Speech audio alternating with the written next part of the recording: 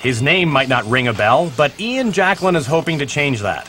He's preparing for the fight of his career, a career that's consisted of both physical pain and emotional anguish. The physical pain has been provided by his many opponents. The emotional anguish has been delivered by the Ontario government, an adversary that has reduced his profession to a shadow of its former self. Ian, you see, is a kickboxer. And not just any kickboxer. He's the Canadian champ, ranked 6th overall in the world, and tonight he's fighting for the North American title in New York. The fight's in the U.S. because for close to half a decade, kickboxing was banned in this province, and now it's next to impossible to promote a fight here. It all stems from an incident that happened 7 years ago in a boxing ring. Duck Koo Kim went down for the 10 count after this hit from Ray Boom Boom Mancini. That hit, however, put Kim into a coma shortly after the fight, and he died 2 days later. An uproar soon followed in the boxing world, and here in Ontario, the government sought to regulate the sport. Kickboxing, then in its infancy, immediately had a moratorium slapped on it until further investigation. We had people in the athletic commission, but just these guys that are 60, 70 years old, they thought it was just terrible to kick, period. It's not like they thought we were like a Bruce Lee movie or something like that. Then that's what they related to, a TV thing that they saw on TV, and that's what they judged what we were doing. It was easier to bury. Boxing been around for centuries as a part of our heritage. You can't just wipe something like that off the map. But kickboxing was barely started, so it was easy to bury. For the past 4 years, Jacklin has carried on his own one-man crusade, steadfastly refusing to give up on kickboxing in Ontario, but the choice is now being taken away from him. His inability to get fights in the province has put him on the brink of bankruptcy, and now, if he wants to continue in the sport he loves, the U.S. is his only alternative. So it all comes back to his fight tonight in New York. Regardless of the outcome tonight, Ian wants the government of Ontario to know he'll be back. And if he can help it, kickboxing won't die in the province. I don't think the government realizes they're not dealing with normal everyday people. They're dealing with fighters. Fighters don't give up, and we're not going to give up. We'll keep going. Even if I go to the States, I'll still come back. I'd love to fight in front of my hometown crowd someday. And it doesn't matter what they do, I'll be back. Stu Bundy, CFTO Sports.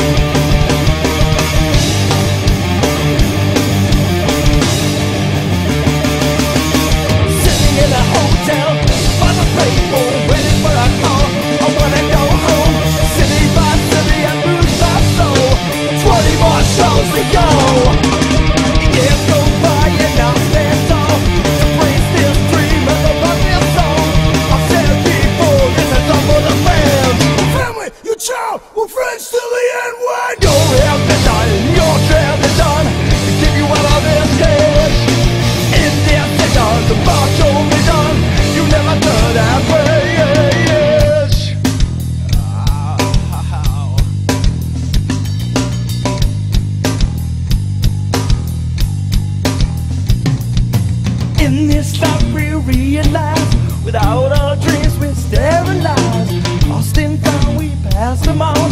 One flame burns and another one dies.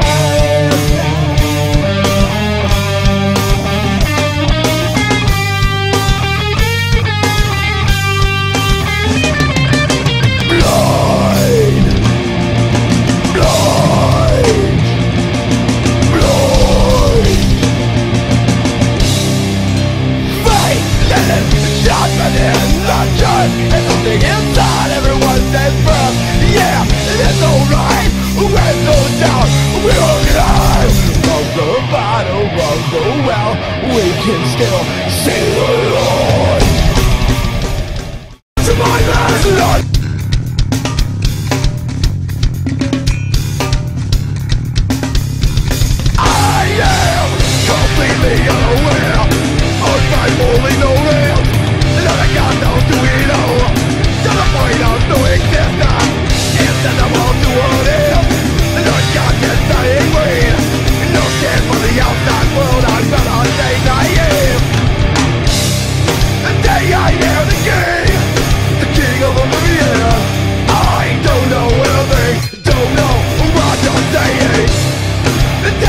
am the one. The one now speaks, there's no one. I celebrate silence, breaking on the violence.